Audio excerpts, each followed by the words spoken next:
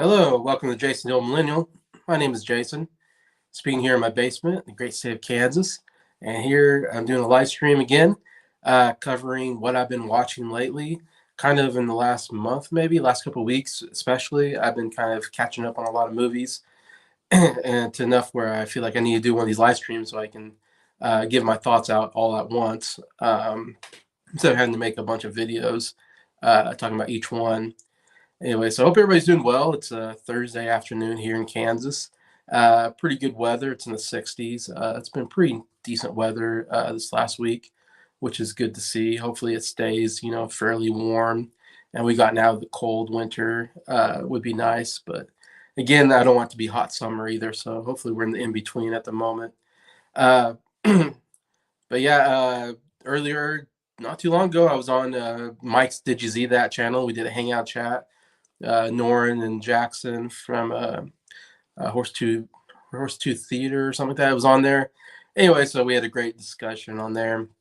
So I kind of got done with that. Now I'm doing my own live stream. So hopefully my voice can will hold up for this live stream. But yeah, I definitely wanted to catch up on some fairly big movies I've seen lately. I'm still trying to catch up on movies kind of that came out in the late 2022. So I'm still catching up on a lot of those movies. And there's still some that I haven't seen yet. Like I haven't seen Avatar Way of Water yet. That's one I still need to catch up on. I still haven't seen a man named Otto or called Otto. I still like to see that one at some point. And The Whale is another one that I know I've been thinking I need to see it, but uh, at some point I'll try to catch up with a lot of those. Also trying to catch up on movies that came out earlier this year in 2023. Um, every last year I did this, and this year I'll do it again. Where I'm trying to catch up with a lot of the big movies that are coming out, and so I have a pretty good list at the end of the year that I can do a top 10 and a bottom 10, movies of the year, and also TV shows. I'm also catching up on some TV shows as well, so I have a list at the end of the year. So I definitely want to do that as we go on. Um, but yeah, so yeah, I've been there are some of the big ones that have come out already. I've seen lately, and some ones that just came out actually. I've just watched on streaming. So yeah, so I'm gonna cover some of those, and also I got one TV show I'm gonna cover, and I'll probably talk about it first on here. It's been talked about quite a bit, but I'm gonna start with talking about The Mandalorian season 3, which just ended recently, this last month or last week or so. And yeah, and Jacob Martin's talked about this on his channel. Adam from What the Gym talked about in his channel, and I'm kind of the same way as they are. Um, it's a bit of a disappointing season, I'm afraid. Uh, this is definitely I was really anticipating the season because so far, The Mandalorian season 1, season 2, I really liked. Especially season 2 was one of the best seasons of television, and the finale was one of the best episodes of television I've ever seen. Like, I absolutely loved it, and so I was really looking forward to a season 3 here, especially because it just seems like Disney hasn't been putting out very good stuff lately, both in Star Wars and in like Marvel, and even in animation, Pixar. They haven't had a really good hit movie in a while, so it feels like the only good thing they've done so lately has been The Mandalorian season 1 and 2. Of course, after season 2, they did the Book of Boba Fett, which I saw and actually kind of liked that. A lot of people really did not like the Book of Boba Fett. It didn't get very good ratings, I don't think. I actually kind of enjoyed the show, especially since the Mandalorian showed up in the show towards the end, last 2-3 episodes. It almost felt like a Mandalorian season 2.5, which was really kind of surprising. Didn't expect that. Thought it was going to be just a show about Boba Fett, and Mandalorian kind of hijacked it. But he was the best part of the show, so I can't. And also Grogu, Baby Yoda was in there, so I actually kind of enjoyed that as well. And I thought it actually had some good stuff happen, some surprise characters, and really satisfying ending to that show. So I actually kind of enjoyed it. But I was really just thinking, I just want to see season 3. We then got Obi-Wan Kenobi, which to me was a really bad show and very disappointing. And then we got Andor, which I think is like one of the worst show they put out so far in Star Wars. I thought really terrible. Recently we got Bad Batch season 2. Season 1 I thought was okay. Season 2, I don't know. I just was kind of bored with the whole premise and the characters, and didn't really care that much about season two, and don't care to watch any more Bad Batch, really, to be honest. Which is too bad, because I do like some of the Star Wars animation stuff they've done with Clone Wars and Rebels and stuff. So I still love to see more Star Wars animation out there. But yeah, so it just feels like they haven't put anything good out. So Mandalorian season three, it feels like it's been a long time since season two. So it feels like, man, this better be good. We need something good. And man, for the first episode, like I felt like nothing happened. I remember watching the first. You're so excited. Here's the first episode of the season. It's always the most exciting part of watching a show because you want to start off with a bang. And man, they start off with a whimper. I mean, it was such a nothing happened really. I mean, the whole thing of trying to restart the IG-11 thing, and then there's some pirates that show up. I don't know. It was just like, because I know after season two, the whole big thing about season three was going to be Din Djarin, the Mandalorian, is going to have to go bathe in the waters of Mandalore or whatever, and redeem himself because he took his helmet off, and so he has to go redeem himself by bathing whatever, and then he can get back into the Mandalorian club, whatever that he's a part of. And so it was like, okay, that's a big part of it. And I thought, okay, there's going to be something about the dark saber. That seems like a big plot point. And Bo-Katan and whole trying to retake the Mandalore planet, for Mandalorians and all that. So you knew that was going to be a big part.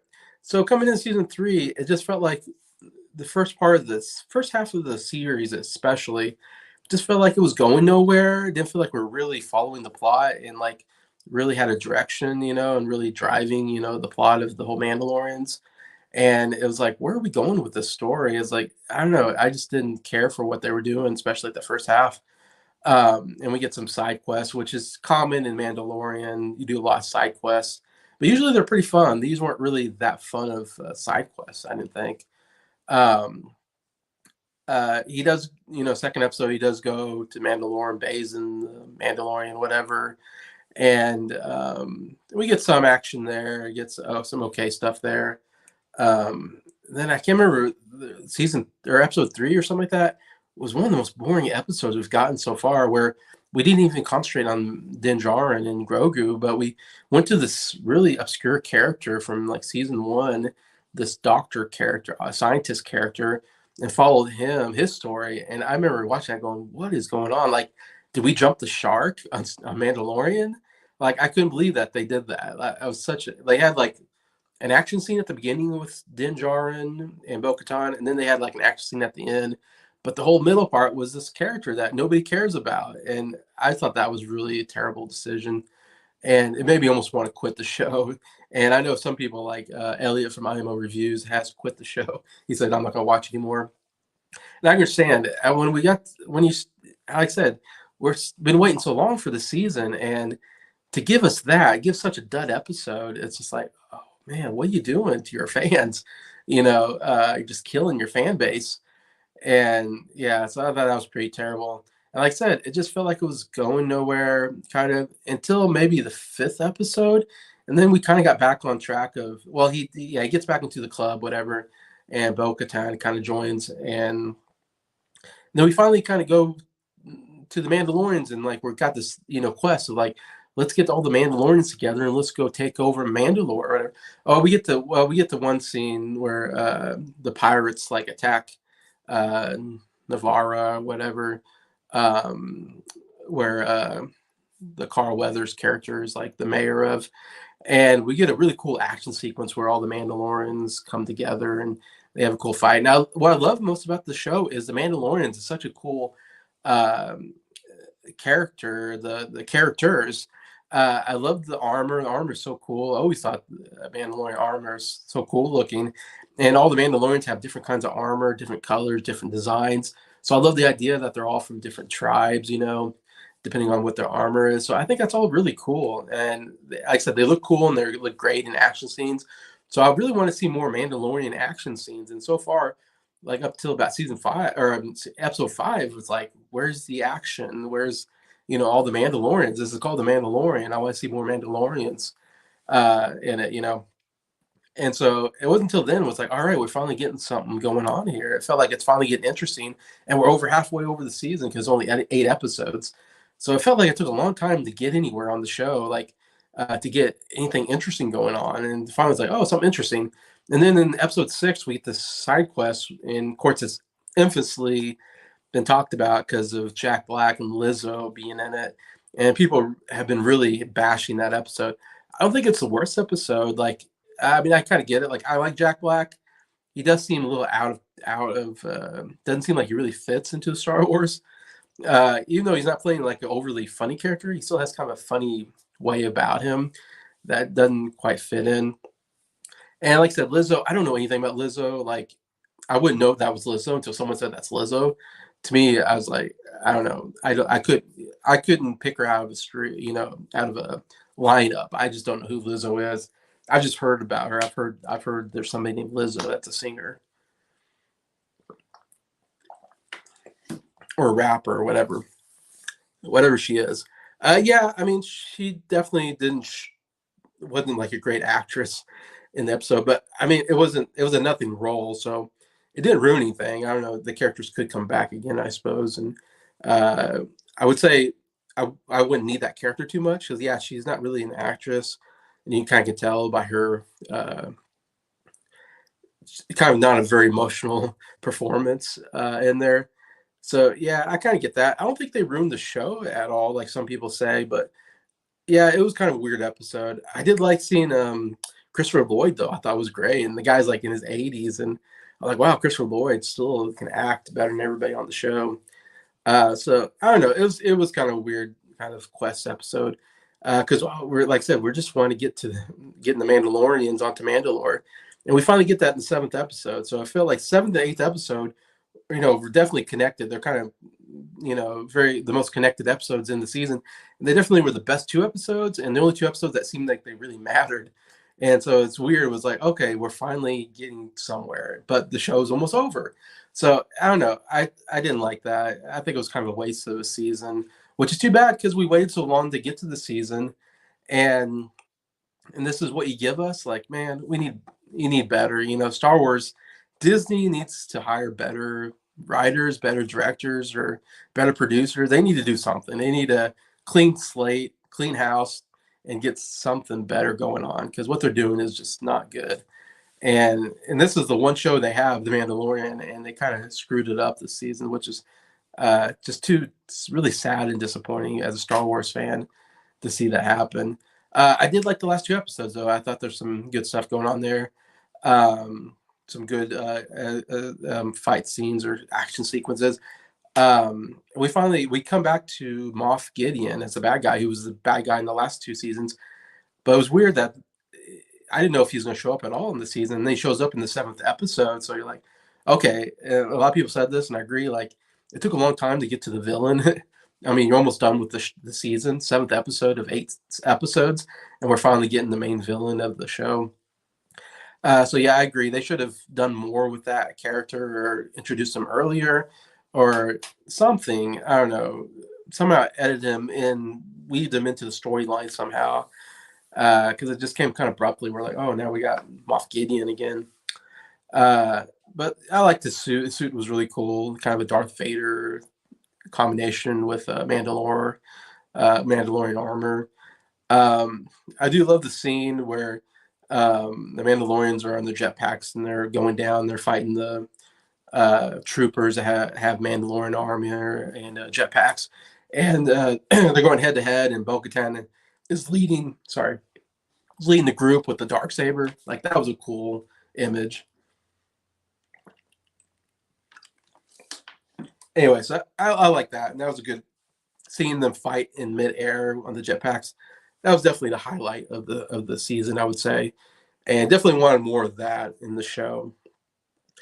Anyways, and the way the show ended, it felt like it was the not just the end of the season, but almost felt like they were trying to end the series. So I don't know what the plan is. Are they going to do more seasons? Um, I just don't know because it felt like they could just say, "Oh, that's the end of Mandalorian," which I'd be pretty disappointed because I want like at least 5 seasons out of the show. I think before they end it, but we'll see. I know Dave Filoni is going to be directing a movie they've been saying that's going to somehow connect Mandalorian and like Ahsoka and all this stuff. and be kind of like a finale for all those shows. I think I don't know exactly when that will come out because they're just now talking about it, but still love to see. I still on board because I'm still a fan of the show. That I will watch more Mandalorian. Definitely was the weakest season. Just a couple highlights here and there, but yeah, it definitely was a bit of a disappointment because I waited so long for this season. So, uh, and I know a lot of people have been disappointed with it. So, please let me know what you think about Mandalorian season 3. Love to read your thoughts and all that.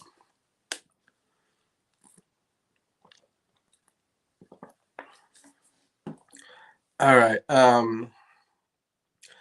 Next, I'm going to talk about a movie series that I watched on Netflix recently. Uh, the new one, the sequel came out the year, just this last month, and it is Murder Mystery 2 was the movie that came out, and they made a Murder Mystery, of course, a couple years ago on Netflix, and it did pretty well on Netflix. I believe that's why they made a sequel. I just now just watched because Murder Mystery 2 came out. I thought, well, I'll watch Murder Mystery and then watch Murder Mystery 2, so I'm kind of caught up with the series. Anyway, so I watched both movies kind of back to back, basically, in, like 2 days or whatever, just recently. And cause I remember it coming out, and I'm kind of iffy on Adam Sandler movies because he's made some really bad movies, and especially on Netflix. He's made some really bad Netflix movies. So I'm not like the biggest on Adam Sandler.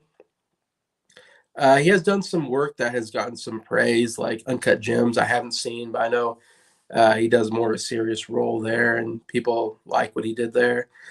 He did the Hustle, I think the Hustle or the Hustler or whatever, uh, last year on Netflix, not that long ago. It feels like towards the end of last year, which where he plays a NBA scout, who scouts like a foreign player to bring on. Anyways, and I wasn't crazy about the movie. It wasn't terrible though, and I thought Adam Sandler actually gave a pretty good performance. One of his better performances, I would say. He even got nominated, I think, for like a SAG award or something. So it definitely was one of his best performances. Anyway, so coming to Murder Mystery, I just like I don't know, him and Jennifer Aniston um, could be good, could be terrible. I don't know. Um, So I watched both movies, and I have to say I really enjoyed them. I like both of them quite a bit. I was very surprised too. I wasn't expecting to enjoy it so much, but it was kind of this murder mystery comedy, and which is a combination I really quite enjoyed. I find out, and Adam Sandler and Jennifer Aniston played this married couple in the first one, and second one too. But in the first one, he's a police officer who's wanting to be a detective, but fails his detective test basically. And then his wife Jennifer Aniston loves to read murder mystery novels, so she like somewhat an expert at like how the murder mysteries work. Anyways, they decide to go on a trip to Europe because they've never been, and I think they might be in Italy, maybe, if I remember right. And they meet a rich guy who invites them onto his yacht, his like uncle's yacht, and so like, okay, sure, this seems better than what we were going to do. And while they're on the yacht, the rich uncle who is talking about who's going to like take over his, his estate, whatever, his will, basically gives everything, I think, to his new wife that he just got married to or something. And everybody else is getting nothing. And so, and there's this ship full of like family members and friends that were expecting to get money from him. And uh, of course, he then gets murdered on this yacht. And so everybody's a suspect. So it's one of those kind of, somebody on the yacht must have murdered him, and everybody has a motive. Uh, and so then, well, the case basic plot is that Adam Sandler and Jennifer Aniston's characters, I think, are named like Nick and Audrey or something. Uh, of course, they're there just by happenstance, and they have no connection to anybody. So it's kind of funny. Like they're just tourists that just are overseeing this big, family drama, which was kind of funny. And they're kind of a suspect too, even though, of course, they didn't do it and they have no motive. But yet, I think they might be France. 'Cause I feel like the detective was French or something. But anyway, so he's like, you guys are the prime suspects, because you don't have because you kind of came out of nowhere. And so then now they're trying to find the real killer so they can clear their own names so they don't go to jail. So that's kind of the main plot of them, and it's a lot of twists and turns of who did it, and who they think did it, and then that person ends up dead. So like, oh, that person did do it. Anyway, so it's a lot like that. And yeah, overall, really enjoyed the movie. Like I said, I thought it was really funny. I really love Adam Sandler and Jennifer Aniston's chemistry. They have a lot of funny banter because they're kind of this married couple that fight a lot. They have a lot of issues, and so and that comes out. And Adam Sandler's he's funny. He can be a little over the top, silly, but I didn't feel like he was silly, but he wasn't too over the top that he was cringy or too immature or anything like that. It was the right kind of humor for Adam Sandler for me, where it's like, okay, he can be funny, but not be too over the top like Billy Madison or Happy Gilmore or something like that, where he's just way too over the top and it doesn't work. But I thought his humor worked very well, and like I said, Jennifer Aniston was great. Them, going back and forth. And then the murder mystery part was actually kind of interesting. I thought actually it was a good murder story, like I didn't know who did it. And I was still guessing myself, like until the end, until you find out who did it. Anyway, so I thought they did a pretty good job there of keeping me on the edge of like, I don't know who's the culprit. And yeah, so it was a really fun movie. I was kind of surprised by how much I enjoyed it because I feel like a lot of people probably didn't like this movie because a lot of people don't like Adam Sandler. So I can imagine it got some bad reviews. And so it's probably a surprise for me to say I liked it because I wasn't expecting to. But yeah, I totally recommend this movie. I should say, like what all the movies I would talk about are I've watched a lot of movies. I'm not going to talk about in this live stream just because I don't want to do too many. But I have a Letterbox D app or whatever.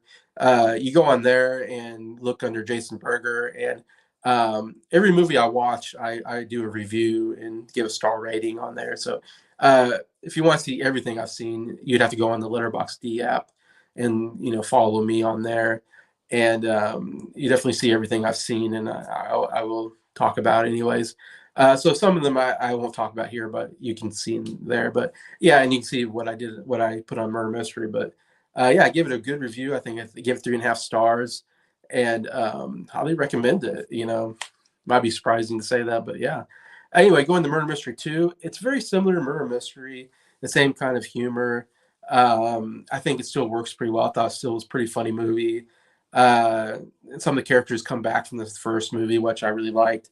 And it's a new murder kind of kidnap story where they're going to a wedding of somebody from the first movie, and somebody gets murdered. The groom gets kidnapped, and now they're trying to find out who kidnapped, who murdered, who kidnapped, who's responsible.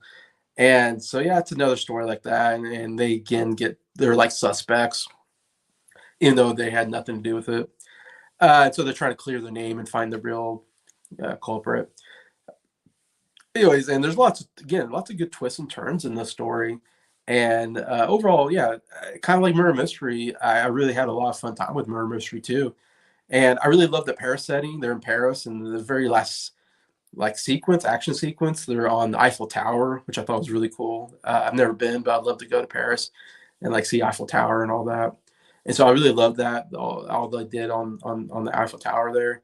And yeah, so yeah, it's another really enjoyable movie that I came out going, man, this is a really good series. I hope they do more murder mystery shows, movies. Yeah, so I give it again another 3.5 stars out of 5, which is to me a solid recommend of a movie to check out if you have Netflix, in my opinion. So I love to hear anybody else out there if they think it's any good or if it's terrible. I'd be interested in seeing what other people think about it as well. Um, and like the movie kind of reminds me of an old movie series called the Thin Man series with William Powell and Myrna Loy, he plays a detective and Myrna Loy's his wife, and it kind of has a similar feel to it to me where except they don't really fight in the movie series, but they do have a lot of funny banter back and forth. So it kind of reminds me of this couple that have funny banter, and there's a murder that happens in both series, and he really doesn't he's really not a it's kind of like he's almost retired detective, like he's really not out there doing detective work as much, and so he kind of reluctantly gets onto the case to look for the murderer. And at the end, it's always this, they kind of a similar ending to it, where both the Thin Man and the murder mystery, where they get everybody in the room that are suspects, and then they go through, the case, and they kind of come up with who the murderer is. So I have to wonder if they based the murder mystery off of the Thin Man series, because it has a very similar kind of the way it's structured, I guess to say. Anyways, could I recommend the Thin Man series? Is another series I've been watching recently that I'll talk about probably another live stream. But yeah, so if you like the Thin Man series, I think you'd like this series. I think it has kind of a similar feel to it. So that's my feeling on Murder Mystery 1 and 2. I was on my first water bottle here.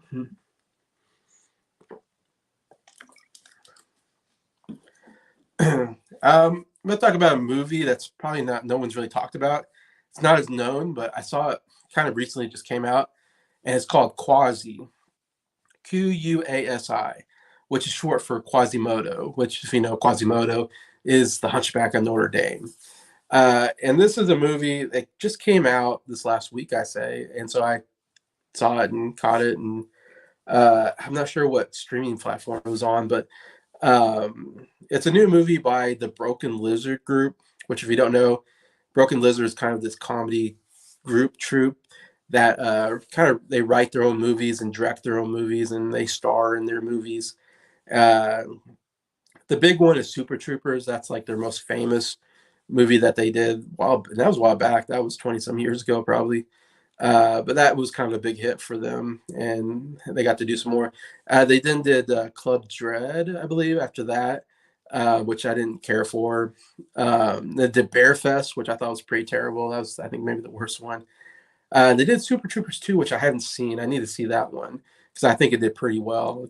I think critics like that one as well. And I can't remember anything else they've done recently, but I feel like that's the last one they did. So this is the newest one by that same group that did all those movies. And so if you've seen any of those movies, you know what you're going to get out of it. It's going to be very silly humor, kind of out there humor, and it's going to be very raunchy kind of humor. Anyway, so you kind of expect that coming in, and it definitely delivers on all of that. Sorry. Um, Interesting plot. If I explain the plot, it's like I said, the main character is Quasimodo from Hunchback of Notre Dame, but it's kind of a different telling of his story where he's. It doesn't tell that story, but it tells this different story where he, I guess, has moved from being on the clock tower, because they do talk about the clock tower, like, he used to ring the bells. I said clock tower, bell tower. I mean, he used to ring the bells on the bell tower of Notre Dame. But in this story, he's not doing that anymore. Instead, he's got a job working kind of for the king as a torturer. So he works in the dungeon in the king's castle, torturing people basically, which is very humorous actually. The way because he kind of walks to work like it's a normal job. He's like, "Oh, hey, Dave, how's it going? Oh, pretty good. I'm torturing this guy, and or he's talking to the victim like, "Are you comfortable?" Before he tortures them. So there's a lot of really funny humor there. It's kind of course, it's medieval. I feel like medieval kind of humor. So it reminds me a lot of Monty Python, like the Holy Grail, has kind of like that kind of humor to it, I would say. Making fun of the times, kind of what's going on at the times. And some of the characters play two characters, which I thought that was interesting. Some of the actors play two different characters, which I thought, I was like watching, going like, isn't that the same actor? At the end, they show it, so I was like, oh, that's kind of cool, kind of Monty Python thing, playing multiple characters. But anyways, Quasi is working as a torturer, and with his friend, his like friend that he works with, that he lives with actually, and he works with, and so the king has a new wife, and he's going to be visited by Pope. It's like Pope Week. It's like a big week where the Pope shows up, I guess. And so the Pope is like part of the humor is that the Pope is like a really terrible person. So it doesn't offend me. I'm not Catholic. I imagine maybe it might offend you if you're Catholic, because they don't portray the Pope as being very good. I mean, he curses a lot, and he said he's just kind of an evil character. And kind of a jerky character, but he's the Pope. And he's very diva. everything has to be perfect, and he's used to kind of the high life. Anyways, but the Pope comes to visit the king. The Pope and the king have like a history together, and they hate each other evidently. And so they do a lottery where one peasant wins the lottery, gets to have a confession with the Pope, like a one-on-one confession, which is a big deal to have a confession with the Pope. Anyway, Quasi ends up winning the lottery basically, and so he gets to have the confession thing with the Pope. And so the king invites him to his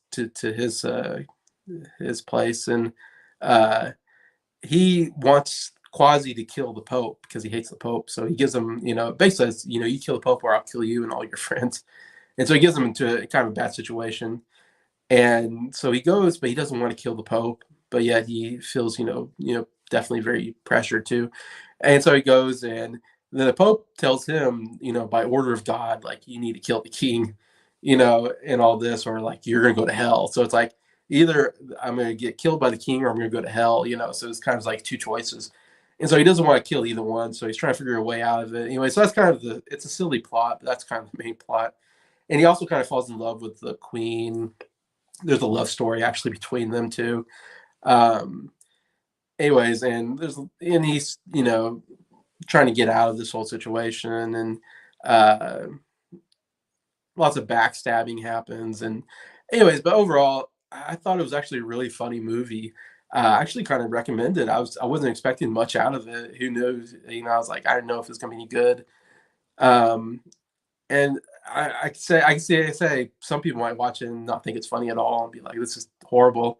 I can see someone saying this is like the worst movie of the year because it's definitely got some really silly, stupid humor in it. I don't know, it clicked with me for some reason. It was one of those things where it's like I was laughing throughout it. I thought they had some really funny bits in there.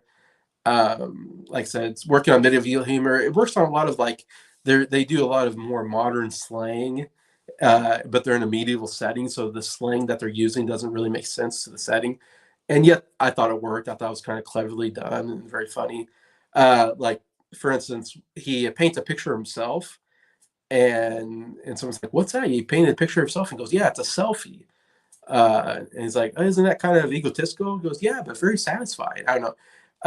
So selfie, of course, is like more of a modern word that we use today, uh, but used in that setting. I thought it was pretty funny, anyways.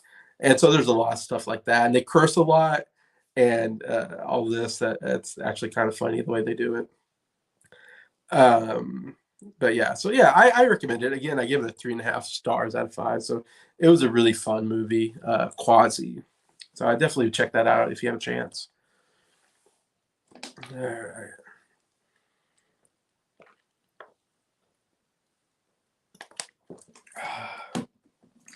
right. Next, I'm gonna go to a movie that was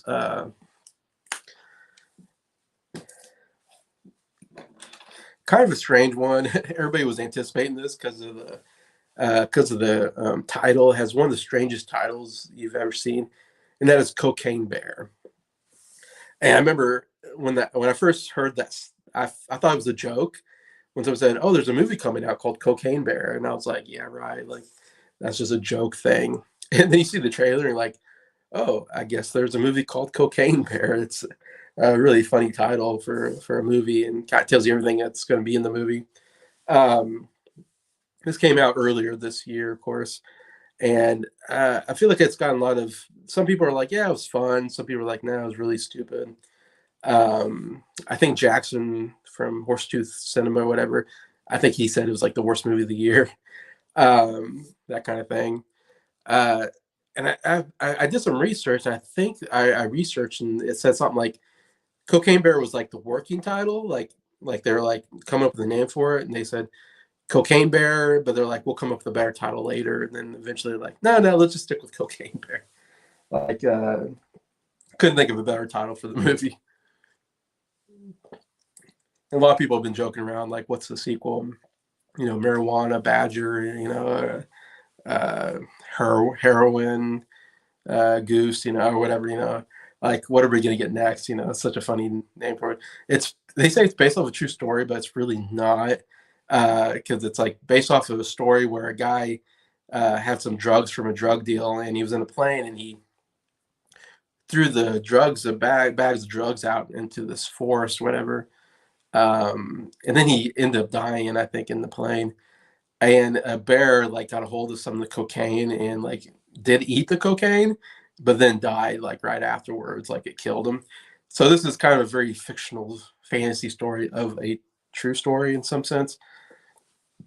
Where this in this case, the same thing happens. A guy throws bags of cocaine out of his plane, and a bear gets a hold of one, eats it, and then is goes on a rampage, killing people, and is really addicted to cocaine. He keeps wanting more cocaine. Like every time someone shows up with cocaine, the bear smells it and is like, "Oh, cocaine!" and then like runs over there and kills the person, and then eats more cocaine.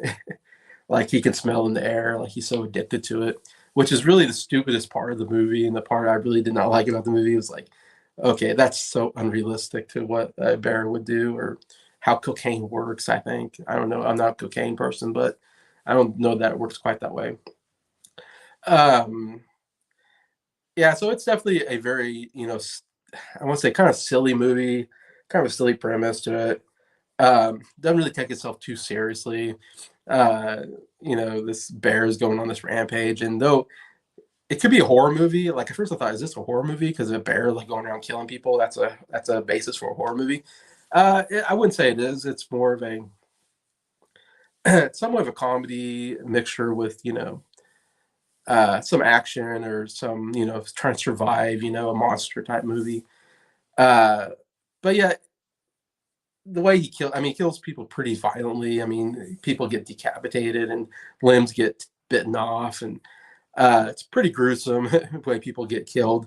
So it's so gruesome that it's kind of, I think, meant for to be funny. It's not meant to be, gross out as much or like a horror movie would be. So there's some entertainment there. There's a lot of characters. That's what I'm mostly surprised is they bring on a ton of different characters that are in this forest area with their own motives, and this bear kind of comes along. Sometimes so it's not so much about the bear; it's about all these people looking for either for the drugs or looking for a family member, uh, or the EMS comes out and not knowing that people are getting killed by bears, and uh, there's a forest ranger, of course. And there's even this gang of kids that are like going around, stabbing people with knives that gets caught in the whole thing. So it's interesting. All these different characters come in. Um, yeah. So there's definitely some entertainment value there. Watching these people, get chased by the bear. Overall, I wasn't a fan of the movie, I would say. A lot of it's just because a lot of people getting killed are just innocent people, innocent bystanders, and this bear just killing them to me was not fun or amusing, as I think a lot of people probably would take it. I just kind of felt bad. I don't know. I'm weird in this way because I just go, huh. Like if the bear was killing criminals, I think I would like it more because okay, maybe they deserve. Like there's a couple drug dealer people that I'm like, okay, I'm okay with them dying, uh, but it's just innocent people walking through the woods getting killed. Like I just feel bad for the people getting killed. Like they're just innocent bystanders walking by. I don't know. So I didn't enjoy the bear killing people as much, and I thought it kind of dragged. The last 30 minutes or so, I was kind of like getting tired of the movie and feeling like, okay, I'm getting tired of watching this bear go around killing people. And just kind of want to get to the ending. And I don't remember if it's really that long of a movie necessarily, but still, I was kind of like just wanting the movie to end. And yeah, so over, and it was like I said, it was really stupid. The bear just being so addicted to cocaine that it keeps going after people with cocaine that would find cocaine in the forest, and it would just smell it out and like, oh, I gotta have that. I gotta eat that cocaine. I don't know. It was kind of stupid, but yeah, overall, I gave it. I think I gave it like 2 or 2.5 stars out of 5 or something like that. So definitely gave it a non-recommend on my list.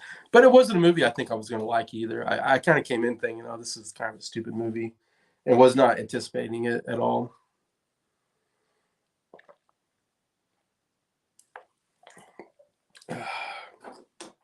All right, next I'm going to talk about a another movie that came out this last year that I feel like didn't get like a lot of great reviews necessarily, or it kind of came and went kind of quickly. And that is a movie called 65 with starring Adam Driver, which is a sci-fi kind of action uh, kind of survivor movie.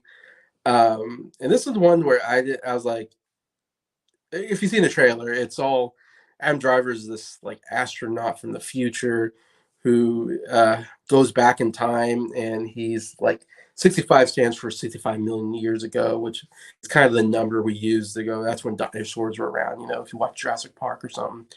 So 65 stands for that. And there's dinosaurs. He comes across, crash lands into this like forest, and there's dinosaurs around. So he obviously went back in time, and he's trying to get out, you know, without being eaten by a dinosaur. And so you knew that from the trailer.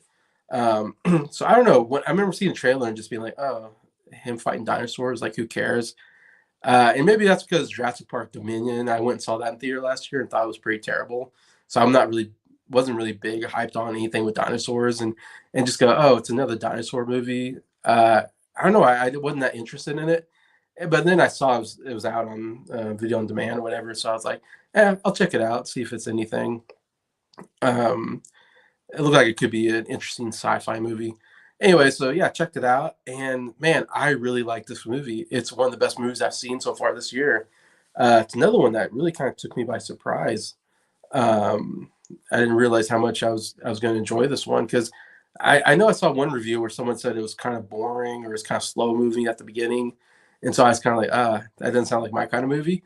But I was not bored or anything, and I thought the movie always had some intenseness to it. Where, like I said, Adam Driver, he's kind of in this forest, and there's dinosaurs, so it's like you didn't know when a dinosaur could jump out anytime and try to eat Adam Driver, or there's this other girl that's in there um, that he meets that I guess is part of the crash. I couldn't quite understand who she was, but she wasn't speaking English, so he had a hard time communicating with her, and I think she's supposed to be like 10 years old or something.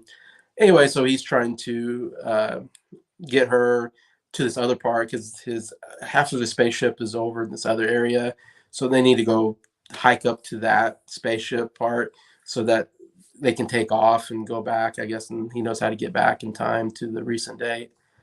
But of course, as he's going on, he's getting attacked by dinosaurs and all that, and so that's the kind of interesting part. But I always felt like there's some intensity throughout the whole movie where I was on my edge of going, "Oh man, is there going to be a dinosaur coming out?"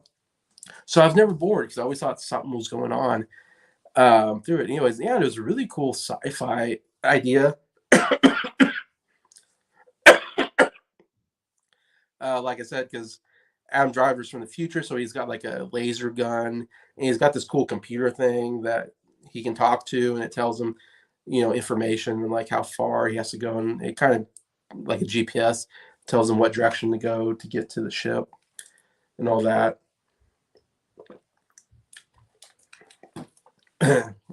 So a lot of it's him and this girl hiking to this place, and like they get attacked. They go into a cave because to find some shelter, and then they get attacked there too as well. And so this cave was, man, that was something because I have claustrophobia, so I felt a lot of claustrophobic watching that scene because they're in the cave and then a dinosaur comes out, so then they have to go further in the cave, and there's not much room. And some places he has to crawl on his stomach, and that's just to me like nightmare. Like that's more of a nightmare than dinosaurs is being in a closed-in area. So I was like, oh my gosh, I would not want to do that.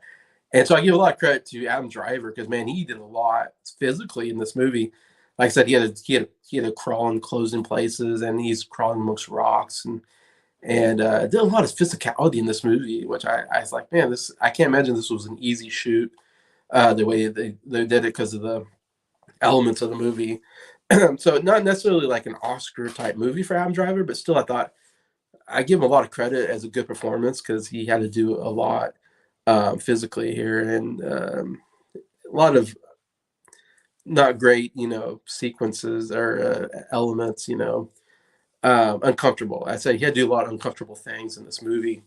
So I give him a lot of credit. I thought he was really good in the movie, and he kept me engaged throughout the whole thing. And then I like the dinosaur. Dinosaurs didn't look quite like the dinosaurs from Jurassic Park. It looked like a slightly different design, but to me, it's like we don't really know what dinosaurs look like. We're all just kind of guessing because none of us were there. We don't have any pictures really. We just have bones that we've kind of made up what the dinosaurs are. Anyway, so I'm okay with that, even though they looked a little off at times. It was still like, okay, that's just another interpretation. of what some of these dinosaurs might have looked like. Um, but it was shot very well. Like I thought the cinematography was really good. There's some really cool shots. Like one of my favorite is they're in the cave and it's dark, so you can't see. And there's like kind of a little waterfall right outside the cave, and so you can't really see outside too well. And then like some lightning strikes, and it lights up for a second. And when it lights up for a second, you see the outline of like a T-Rex right outside the cave. Like that was one of the coolest shots I've ever seen. Where I'm like, we're like, oh no, there's a T-Rex. You know, something bad's gonna happen. And there's some, especially the cave part, that was really cool because then he'd be walking in, and all of a sudden a dinosaur would kind of, you see him a dinosaur walk from a, you know, in from the dark to the light, and you're like, oh no, there's a dinosaur in that cave. So there were some really cool shots like that. I believe it was made by the people who made, or shot by the people that made Quiet Place. It's not the director because the director was John Krasinski, so it wasn't him. But it said something like from the people who made Quiet Place. So it definitely gave me a very Quiet Place vibe, I would say, with the intensity and everything. I thought they did such a good job. The music was really good, like really tense music.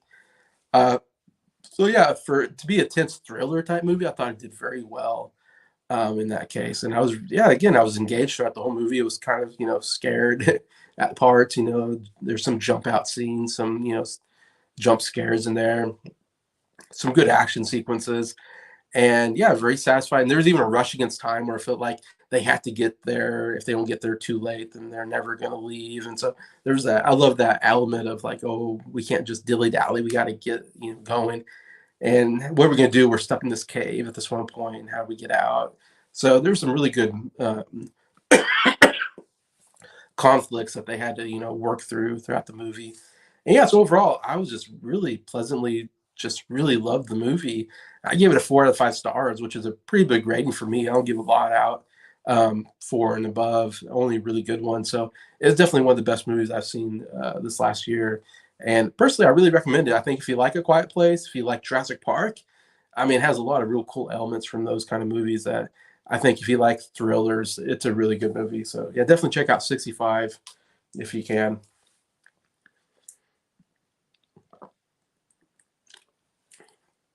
All right, I got 2 more movies to talk about, and my voice is about to go, so we'll see if we can make it through this. I don't see any comments. I don't know if I don't have the comments on or something, or no one's watching this, but that's okay. Hopefully, someone's watching this after the fact. Next, I'm going to talk about a movie called Ghosted, which is a movie that just came out on Apple Plus TV just this last week. It's a new movie that they put out, and it looked interesting. So I was like, oh, I'll take a look. I didn't really know anything about it, so I took a look at it. It has Chris Evans and Anna de Armas, 2 main actors in it, and so you got a pretty good cast there. Just start off, anyways, and it's a action. I would call it an action comedy, which I love action comedies, or comedy actions.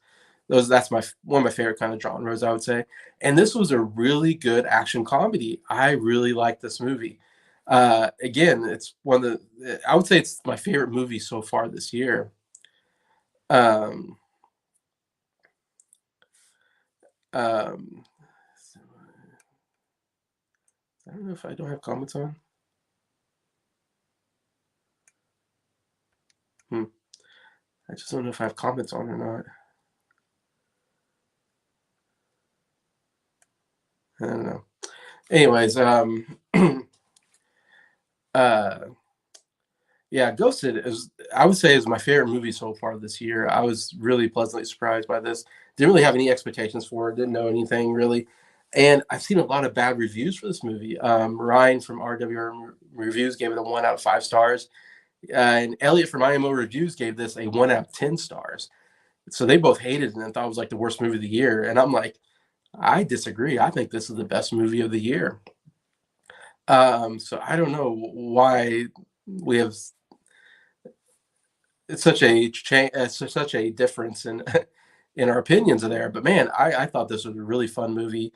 Spoil the movie just a little bit because you kind of have to get to the plot. But Chris Evans' character and the Ana de Armas character, they kind of meet at the beginning and they start dating, and so it starts off as almost a romantic comedy. And the whole premise is that, he's like kind of gets obsessed, and he's texting her too much, and she's not texting him back, and so he's kind of worried. Like, of course, ghosted means when somebody that you're in a relationship with stops talking to you and kind of disappears. You're ghosted, whatever. So he feels like he's being ghosted by this girl that he really kind of falls in love with, and because she's not answering his texts and all that. Then he finds out that he left an inhaler. He has like a tracking device on his inhaler or whatever, and he left it in her purse. So he knows. So he looks at his like phone or something, and he can see that she's in England. And so he comes up with this like, romantic idea that he's going to go to England and surprise her, uh, and all this. So he goes to England to try to find her, and he ends up getting kidnapped and by some really bad people. And it turns out that she actually works for the CIA, and so she's kind of this really, I mean, badass, like, woman who's like really good at fighting and shooting, and she ends up rescuing him, and then they're kind of on the run together, as she's involved with this like, high profile weapon, whatever that these arms dealers are trying to get hold of, and of course she's trying to get it so it's not on the market. Somebody bad won't get hold of this weapon, and so she's trying to secure it for the CIA, basically. Anyway, so it turns into this romantic comedy to an action comedy, I would say. And yeah, like I said, the comedy overall, I actually laughed throughout the movie. I thought it was actually pretty funny. I enjoyed uh, Chris Evans and Anna Darmus's chemistry. I thought they had good chemistry. I've heard a lot of people say they had no chemistry. I'm like, oh yeah, I thought they had good chemistry. And a lot of people said it's not funny. They didn't laugh at all. Like, I thought it was funny. I laughed throughout. So I don't know what to say. I want to recommend it, though I'm afraid to, because I'm afraid if I recommend it, people are gonna be like, "Oh, this is terrible," and I'll be like, "I don't know why." Sometimes there's movies that I like and nobody likes, and this might be one of those movies. I did the same thing with Pinocchio last year. Nobody liked Pinocchio. This year it's Ghosted. Like, nobody likes Ghosted, but I like Ghosted. Um, but yeah, I thought the comedy worked, and then the action scenes were really good, and I thought Anna de Armas looked really good in these action sequences. Uh, she's shooting people and stuff. And early on, this was one of the best action scenes I've ever seen.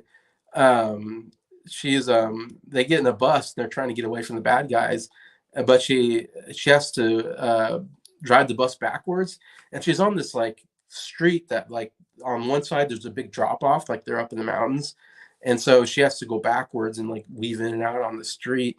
And it's really cool, like, kind of bus chase scene, and people shooting at her, and people jumping on the bus, and so and she does some pretty cool stuff with the bus, because I mean, bus is hard to to move around because it's a big thing, but she does like this cool like thing where she somehow does like a 180 on the bus, and like it's on the cliff and it almost goes off the cliff. I don't know.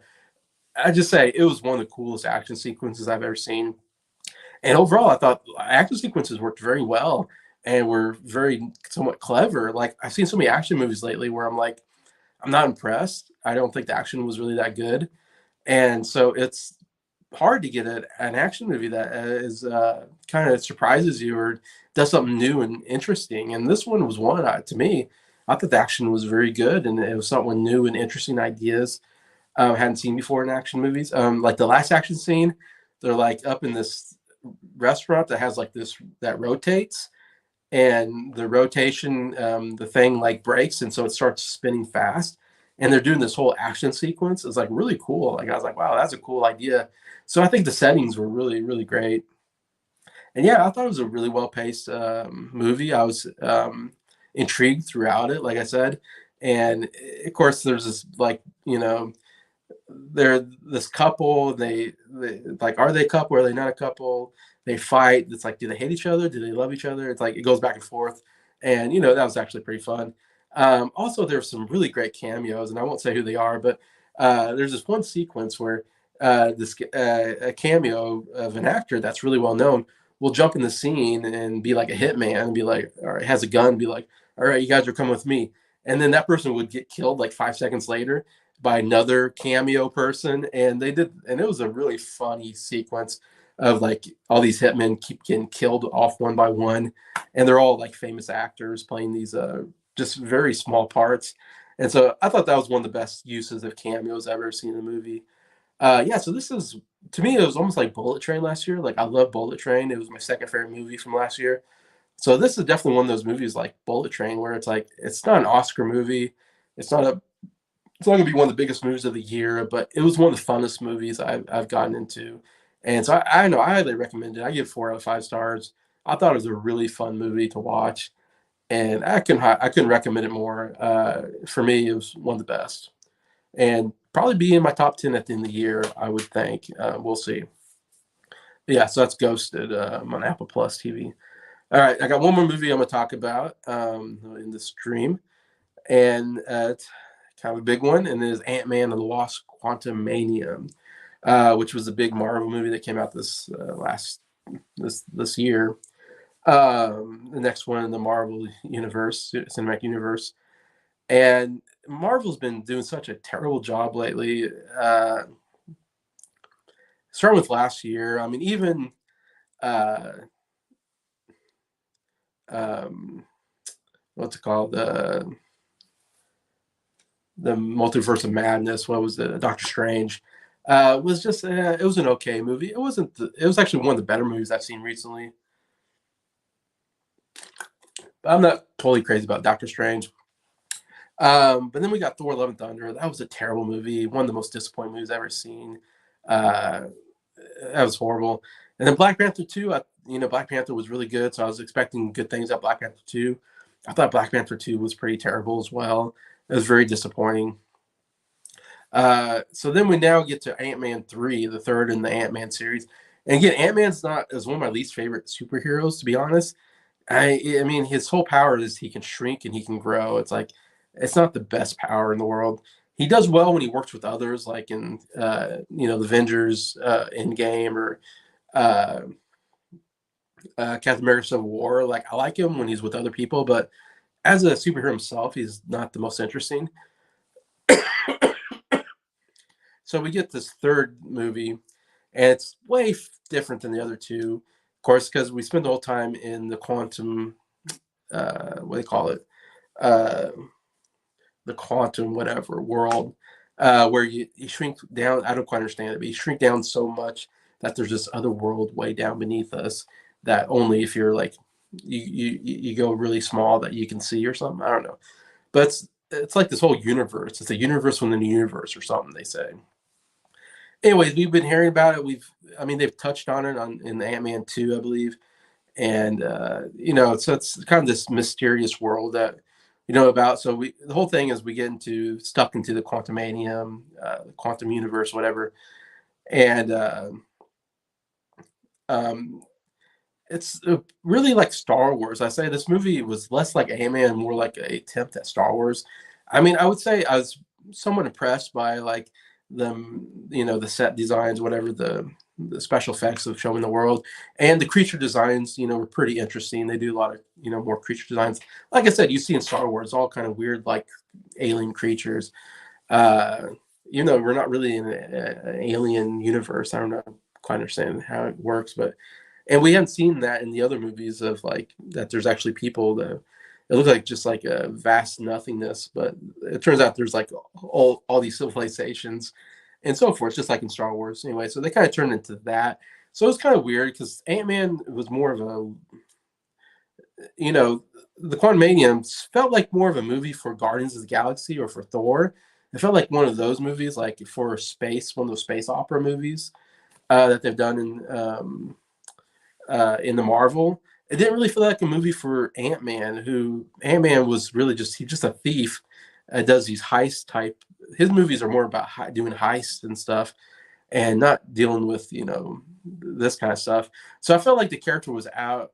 It wasn't made for this character. I thought it should have been a Guardians of the Galaxy type storyline or Thor. So I think that's one of the big missteps of the movie, in my opinion. Of course, we get the main villain is Kang. We've all heard about Kang. He showed up in Loki season 1. and they've talked about Kang the Conqueror is supposed to be this next like big bad guy after Thanos, and Jonathan Majors plays, of course, Kang. And if you haven't heard about the whole story, and Kang got kind of imprisoned down in the Quantumanium Force, whatever the place, and he kind of conquers that place, but he can't leave, and he's trying to Jan, what's her name, Jan Van Dyke, whatever, who was stuck in the quantum realm for 20, 30 years, whatever. She met him, and she like knows everything that goes down there, and she kind of messed up his ship so that he couldn't get out, and he's now that they kind of well, there's so much to talk about in this movie. um, Scott Lang's daughter, Cassie, invents a way to map out the quantum realm somehow, which makes absolute no sense. And one of the biggest problems of this movie is the Cassie character, who's Scott Lang's daughter, who's kind of a sweet little girl in the other movies. And here she is a real unlikable jerk. Like, I really did not like this character at all. And I was like, why did they bring this character to be such an unlikable jerk character who's really mean to her dad? And it's like, and it's like, you're not doing anything, for people. And the dad's like, I literally like saved the world. And she's like, yeah, but what have you done lately? And it's like, whoa, what a jerk. Like, you just want to backhand her. Like, dude, he saved the world. He helped save the world. That should be enough. Like, I don't think you need to be like, oh, what have you done lately? It's like, dude, he's good for life. He's a hero. And so I hated that. And she was disrespectful to cops and authorities. So I was like, I hate this character so much. Anyway, so we start the movie that way. And she's a genius, evidently, because every single girl in this universe is a genius. Like, what? It used to be like Tony Stark is a genius, and that was somewhat remarkable, somewhat unique. Like, wow, Tony Stark can do these cool inventions and do all this stuff.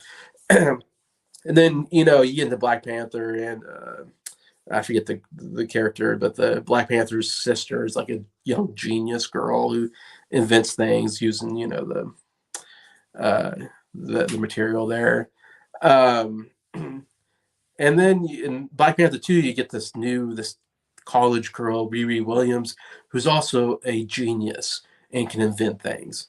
And now we get Cassie, and she's a genius that invents things. And it's like, geez, now it feels like everybody's a genius and everybody can invent things. And it's not fun or unique anymore like it used to be with Tony Stark, who's considered like the smartest man in the world, basically, or one of them. And now it's like all these teenage girls are like the smartest people in the world, which is like, okay, whatever. Like, I don't know why every girl has to be a genius, smart person and can invent. Like, how do you invent a thing where you can go? Like, that just seems so out there that she invents this thing. I mean, with the help of Hank Pym, I guess, helped. I mean, he's a genius, so I can understand him like being able to do it, but like this Cassie girl being able to do it, it's like, no, that's just stupid. And because we never established that she's a genius before, but also no, okay, now she can invent things that Tony Stark doesn't even invent, and with alien technology or whatever, and something that we know nothing about, the quantum universe, whatever. And so she invents this thing, and Kang uses it to trap everybody in the universe. You probably see that in the trailer. Anyway, that's kind of the basis of the movie. They're trapped, and they're trying to figure out a way out of the quantum universe, whatever. And also, they want to keep Kang from getting out, because if Kang gets out, then he's going to destroy the universe. And Kang is such a weird character to me because I don't quite understand what his powers are. He has something to do with time and space. He can control time, like he can go back and forth through time somehow. I don't quite understand how that works. And even like when they're down in the quantum universe, like, yes, his powers are so strong. Like, he seems almost invincible. The way he almost can move everything with his hands, and he shoots beams out of his hands. But he's also can do like telekinesis powers, whatever. Um, I don't know. So he seemed like way too strong of a character for Ant Man. Again, it wasn't a villain for Ant Man. Like, Ant Man was like, oh, I can shrink and whatever. This guy can control time. It's like, how do you uh, have those two characters in the same movie? It just didn't feel like it fit at all. The Ant Man character with the Kang villain. Again, should have been another movie, in my opinion. But anyway, so we have this Kang character who's obviously very strong. He's conquered basically Quantumanium realm, basically, except for there's some rebels also that he's trying to get rid of. Um, but yeah, yeah, the basis of the whole movie. Um, yeah, there's so much going on in this movie, but overall, like I said, I just felt like it didn't work. Like I said, I think Ant-Man worked really well in this quantum realm, and a lot of stupid stuff happened. A lot of stuff happens. Like I try to explain this on Letterboxd app, but a lot of things happen just for coincidences. Like I said, like Cassie can invent this thing. Why? Just because we need a character to invent this thing so we can get into this plot. Um, like there's a scene where like early on, or we see flashbacks where Jan Van Dyke, whatever, um, it meets Kang and thinks Kang's a good person and he helps him fix his ship. But once she fixes the ship, like once she touches it, she can see his whole past and see that he's like this conqueror, evil conqueror person. And it's like, why is that in there? Oh, just because we need it to be there. And like, it didn't really make any sense. Um, yeah, and then there's this character, and I'm trying to think what's his name, uh, Modoc or whatever. And everybody's talking about this character, and I don't know what they'll say. It is a really weird character, where they take Darren from the first movie, who is the villain in the first movie, and they just stick his head, and they make it like really, they stretch it out so it doesn't even look like Darren, and he's Modoc. Kang like takes his head and puts him on this other body, and it's, or I don't know. I guess it's, I don't know. It's his. He has like little legs and little hands, but he has this huge head, and he's supposed to be like this really destructive force thing, but he just looked weird, and it was just, and everybody said this, and I agree. It was just a weird design for. I could have done without that character, to be honest. The Modoc character, I was like, I didn't need that character. It was so weird because it's like when you saw his face, it's like, oh, it's Darren. I'm like, is it? Like, it doesn't look like anybody. Like I would have no idea that was Darren from the first movie until they said something. I'm like, oh, is it? Okay, that's weird. Um, anyways, but this character, he's works for Kang. He's a villain.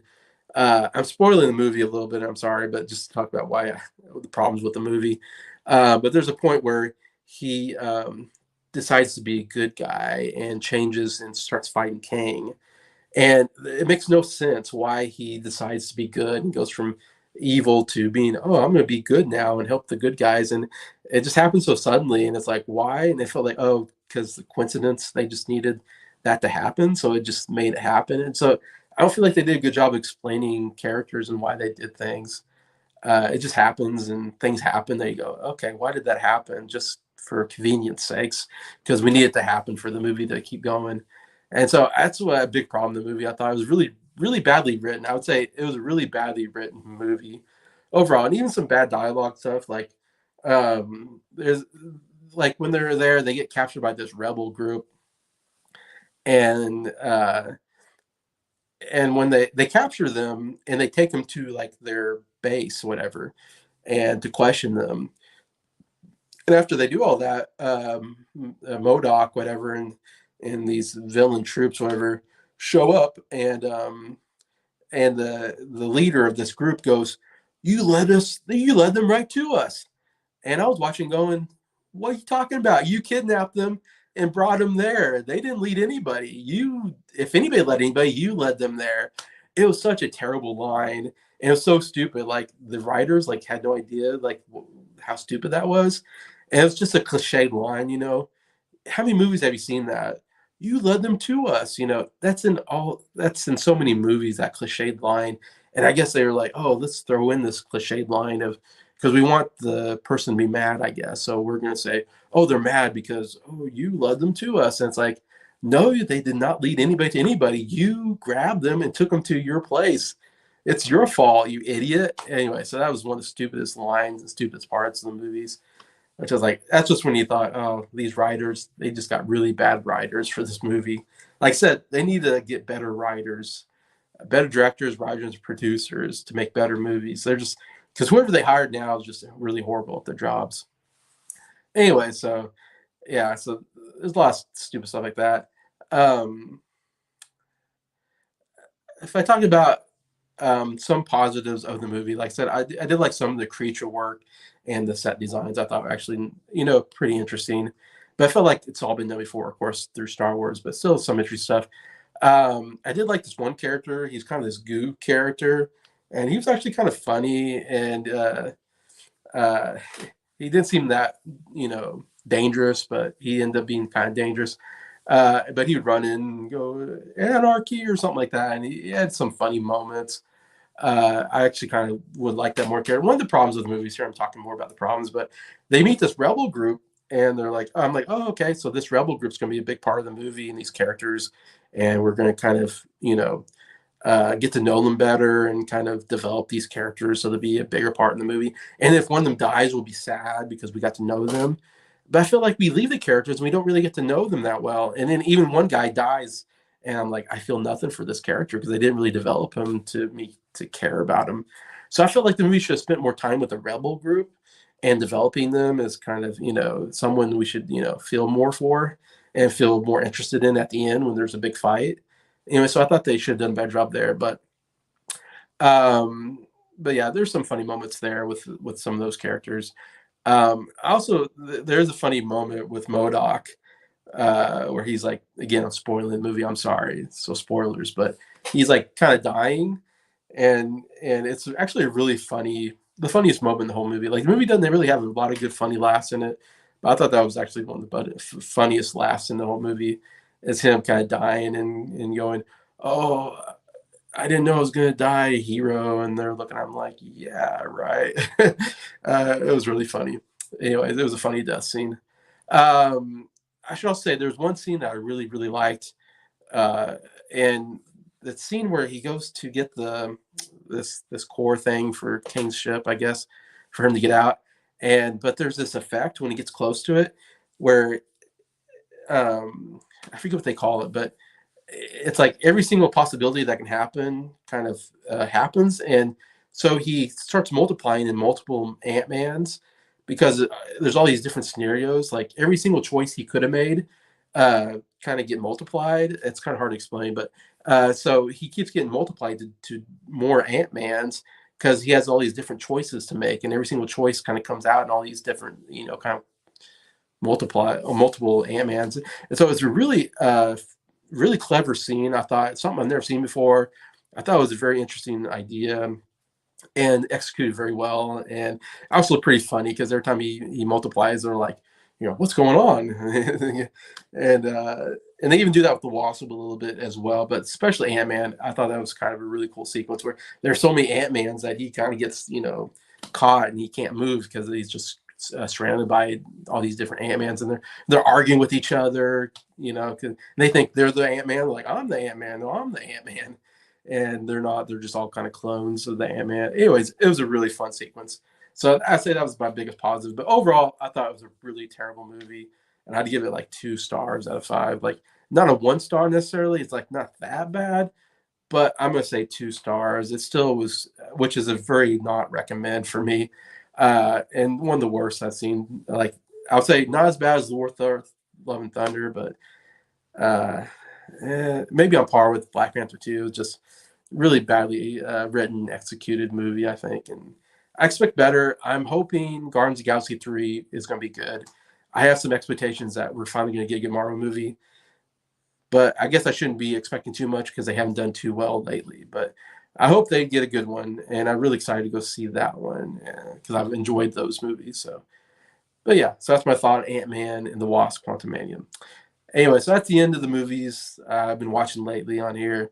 I haven't seen any comments, so I don't know if I did something wrong. I hope this comes out okay. If so, please give me your comments on what you think about these movies. Let me know what you think. Love to read them. And just thank you anybody that's watching this video. I appreciate all of you guys watching and supporting my channel. And I hope everybody has a good rest of the week. Bye.